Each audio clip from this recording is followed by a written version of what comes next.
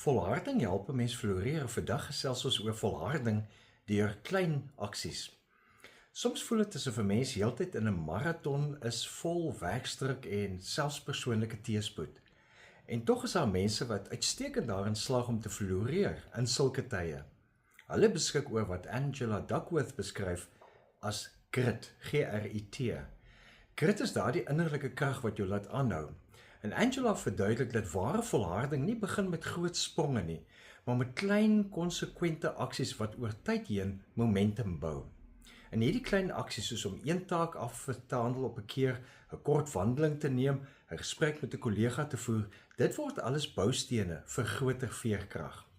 Paulus, van wie ons in die Bybel lees, het nogal tye gehad waarin hy uiters slegte dinge moes hanteer en hy het dit beleef in sy eie lyf.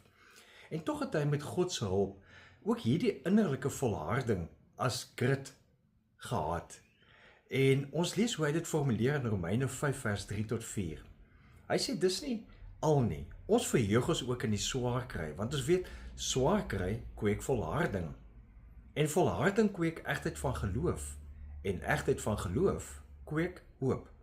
Nou hierdie woorde herinner ons dat uitdagings nie die einde is nie, en dis ook die finaal, dis deel van die lewe, maar dit kan juist die begin wees van hoop. Elke klein daad van volharding, al is dit om een e-pos met fokus af te handel, of een taak in 'n groot opdrag af te handel, is 'n stapie nader aan volharding, wat jou help om ook jou geloof eg en vol hoop te hou. Prakties beteken dit vandag dat jy een klein haalbare aksie kies. En as jou kop te mekaar voel, gaan stap net vir eenvoudig 10 minute en ervaar hoe dit help om jou gedagtes te orden.